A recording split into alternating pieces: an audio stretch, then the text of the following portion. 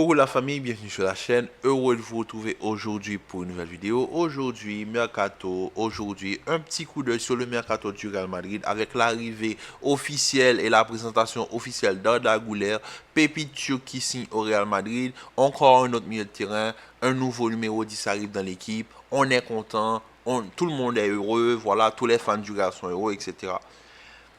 Mais il y a un dossier concernant le Mercato qu'on a un petit peu oublié, c'est le dossier du numéro 9. Maintenant, je sais que tout le monde me dit, oui, mais le dossier Mbappé, le dossier Mbappé, le dossier Mbappé. Je vais vous montrer une image où il est dit que Mbappé sait que le Real n'a pas l'argent pour l'accueillir. Parce que vous devez savoir que le Real se reconstruit graduellement. Le Real fait des recrutements et anticipe les besoins de son équipe. C'est-à-dire, on savait tous qu'en cours de saison, on le savait déjà, que Bellingham allait signer. On savait depuis le mois de janvier que Fran Garcia avait déjà signé un pré-contrat avec le Real Madrid. On entendait parler de Joselu depuis le mois d'avril. Quand tu vois le Mercato du Real Madrid, tu vois toujours, c'est la même chose, ça a été la même chose pour Alaba. Quand Alaba a dit au Bayern que je ne continue plus, tout le monde savait qu'Alaba allait vers le Real Madrid. Vous voyez ce que je veux dire? Donc le Real anticipe ses mouvements. Le Real anticipe ses mercatos. Le Real ne peut pas trop dépenser par fenêtre. Et dans cette fenêtre-là, justement, ils sont déjà à plus de 150 millions de dépenses. Maintenant, vous voulez rajouter 200 millions, parce que j'entends des chiffres astronomiques, des contrats à 50 millions sur 5 ans, des offres à 200 millions. Le Real ne peut pas proposer cet argent. Parce que n'oublions pas que le Real reconstruit un stade. Le Real est en train de finaliser la construction d'un stade. Vous savez ce que ça coûte? Le temps de rentrer tout l'argent investi dans l'infrastructure d'un stade. Il n'y a pas une équipe de foot qui, après avoir construit et finalisé son stade, n'a pas un passage à vide. Il n'y a que le Real Madrid qui, en même temps, en parallèle de construire un stade, remporter tous les trophées qu'un club européen peut remporter sur 2 ans, tout ça en reconstruisant son équipe au fur et à mesure. Donc, quand on prend le transfert, la fenêtre de transfert, tout ça, il y a une cause. Tout ça, c'est la faute de Karim. Karim est une légende. Et moi, je suis grand fan de Karim. Mais on savait tous que le Real allait attaquer sa ligne offensive en 2024. C'était ça le plan. C'est pour ça qu'il y avait le projet de Real 2024. On le sait tous. Quand Karim part, au fait, le Real, ils se sont dit, ok, on n'a pas de doublure à gauche, on prend Fran Garcia, qui viendra en tant que titulaire. Mendy, il ne peut plus, voilà, il y a Fran Garcia, espagnol, il n'y a pas de place extra-communautaire, etc. Il prend sa place. En plus, ancien joueur de la maison, ça passe. En plus, il fait une super saison avec le Rayo Vallecano. Allez regarder ses matchs, allez regarder quelques petits highlights sur YouTube, vous allez voir, c'est un très bon défenseur. Bellingham, c'est une pépite à ne surtout pas rater. On le prend, on se rassure au niveau du milieu de terrain. On a du matériel, on a de la jeunesse. On va partir pour une dizaine d'années. On est d'accord. On n'a pas de doublure à Benzema. Il y avait Mariano, mais Mariano, ce n'était pas une doublure qui connaissait la Liga. Joselu, quelques bonnes saisons à l'Aves, saison assez décente au niveau de l'Espagne de Barcelone, ancien joueur de la maison. On le rapatrie comme Fran Garcia. Donc, quand le Real anticipe ses mouvements, le Real n'avait pas anticipé le départ de Benzema. Donc, quand Benzema part, il met le Real en porte-à-faux et maintenant le Real est obligé d'aller recruter un numéro 9.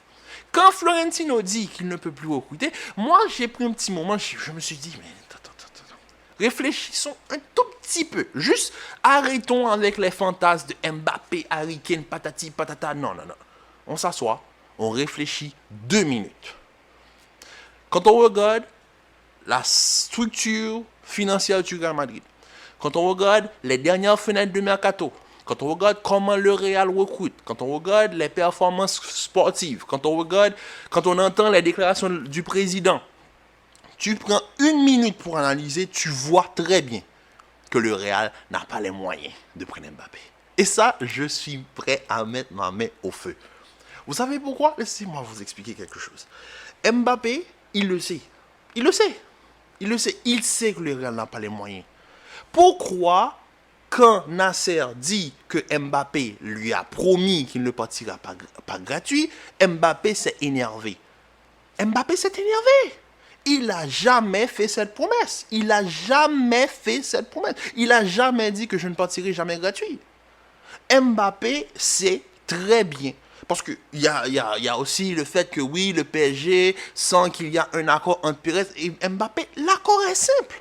Tu fais ta saison, tu viens gratuitement. On ne paie pas de frais de transfert. Tu viens parce qu'en même temps, quand il vient gratuitement, il peut renégocier une prime à la signature beaucoup plus élevée. Parce que si le Real paie une indemnité de transfert cette saison, la prime qu'il va toucher à la signature, ce ne sera pas la même. Tandis que s'il signe gratuitement au Real Madrid, il peut demander une prime à la signature à la hauteur de transfert. Donc, quand on fait tout ça, quand on met tout ça en parenthèse et on prend une minute pour analyser, on se dit, au fait, le Real, ils sont dans une situation où ils peuvent rien faire. Actuellement, ils ne peuvent rien faire. Maintenant, moi, je parlais d'Harry Kane. Harry Kane, oui, mais pas d'Arda Güler. Pourquoi? Parce que Arda Güler, moi, je dis que quand Arda signe, on oublie Harry Kane. Pourquoi? Parce qu'il y a des règles. Il y a des règles, il y a une structure pour chaque équipe. Pour chaque championnat, il y a des structures. Par exemple, en Angleterre, il est obligatoire d'avoir, je pense, 4 ou 5 joueurs formés au club. Pourquoi vous pensez que Liverpool nous pond les Harvey Elliott, les Curtis Jones, les Alexander Arnold? Tout ça, c'est des joueurs formés au club. Parce qu'il y a dans la structure, il y a un nombre de joueurs qu'il faut avoir. Mais pour la Liga, c'est la même chose. Il doit y avoir que 5 joueurs extra-communautaires hors de l'Union européenne dans tout l'effectif. Et par feuille de match, on ne peut avoir que 3 joueurs d'extra-communautaire. Maintenant, quand on regarde bien, la Grande-Bretagne ne fait plus partie de l'Union européenne. La Turquie ne fait pas partie de l'Union européenne. Donc, quand tu as Arda Güler qui vient, qui prend une place, tu as Bellingham qui prend une place, ça fait 2 places extra-communautaires. Il t'en reste une. Tu prends Kane. Oui, mais on me dit, oui, tu prends Kane, après tu prends Mbappé. Mais n'oublions pas qu'en fin de saison, Endrick arrive. Endrick, on nous chante Endrick depuis des années, c'est pas pour qu'il vienne, pour qu'il puisse repartir rapidement après. On va pas se mentir. Il y a moyen que le Real, quand on prend tout ça en considération, on se dit que le Real ne peut rien faire. Le Real ne peut rien faire. Donc pour tous ceux et celles qui sont là à prendre les nouvelles de Twitter et se dire, ok, il va arriver, je vous le dis. Si Mbappé signe, le Real devra sacrifier au moins quelques joueurs. Et le Real, je pense que aussi, parce que, je vous dis, prenons une minute pour réfléchir. Le Real recrute énormément de jeunes joueurs. Pourquoi? C'est parce que quand le Real va être dans l'obligation de dégraisser, ces jeunes joueurs-là auront une valeur marchande beaucoup plus élevée à l'échelle européenne. Quand j'entends que pour que Mbappé vienne, on doit se séparer soit de Fede Valverde, soit de Tchouaméni, je vous le dis, réfléchissez 2 minutes. Si vous êtes des fans du Real, êtes-vous prêts à voir Tchouaméni ou bien Fede Valverde partir? Parce que si vous êtes prêts, ça c'est votre problème. Parce que l'année prochaine, Modric et Kroos, c'est fini, il n'y en aura plus. Si tu perds Fede pour ramener, ou bien tu perds Tchouaméni pour ramener Mbappé, sache que tu le perds définitivement. Ils ne vont pas revenir. Parce que eux, ce n'est pas des Fran Garcia. Eux, ces joueurs-là sont déjà confirmés. Fede, c'est un joueur confirmé. Donc, tu perds Fede parce qu'il y a Liverpool qui toque à la porte. Écoutez, quand j'entends les Liverpool qui veulent mettre 200 millions sur Mbappé, écoutez, non. C'est simple. Tu veux Mbappé, tu n'as pas d'argent, tu es en train de construire un stade, tu es dans l'obligation. Maintenant, si tu veux recruter Mbappé, tu devras vendre. Liverpool ne veulent pas Mbappé, Liverpool veulent Fede Valverde. Donc eux, ils sont là, ils se disent, ok, si tu veux pas Mbappé, on va mettre 200 millions. Mais non, Liverpool ne va jamais mettre 200 millions sur Mbappé. Ça, je suis prêt à mettre ma main au feu. Jamais. Ils ont déjà mis 100 millions sur Darwin Nunez, ils vont jamais mettre 200 millions. En moins de 2 ans, Liverpool allait dépenser 300 millions dans une fenêtre. Vous avez déjà vu ça quelque part?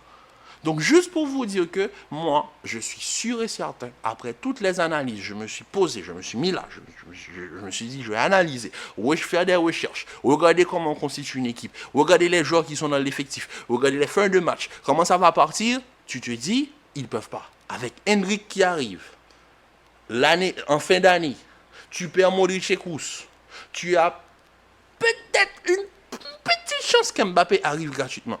Donc, quand tu prends tout ça en considération, tu te dis, le Real ne peut rien faire. Le Real, même si Mbappé est mis en vente, il ne peut rien faire. Ils peuvent rien faire, à condition qu'ils se séparent de certains joueurs. Et on sait tous quels joueurs sont visés. Je parle de Tchouaméni, je parle de Camavinga, je parle de Fede Valverde. Est-ce que vous, Madrilène, vous êtes prêt à voir partir l'un de ces joueurs? Je ne pense pas. Parce que là, le dommage sera non seulement au niveau du milieu de terrain, même si tu me dis, oui, mais on a Bellingham, on a Arda Güler, c'est pas la même chose, il faut de la profondeur du banc. Tu n'auras pas de profondeur du banc, même si tu as Ceballos, mais c'est pas suffisant. Ensuite, il y aura un dommage collatéral avec le Barça, parce que si Mbappé part, le Barça est prêt à mettre le paquet pour Ousmane Dembélé. Comment vous dire que ça commence à sentir très mauvais. Très, très mauvais.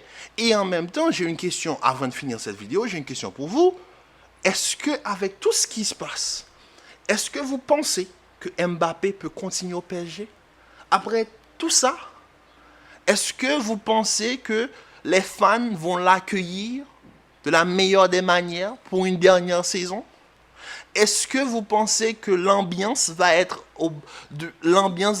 assez saine au niveau du PSG, tout en sachant qu'il y a un nouvel entraîneur, qui a un tempérament bâtisseur?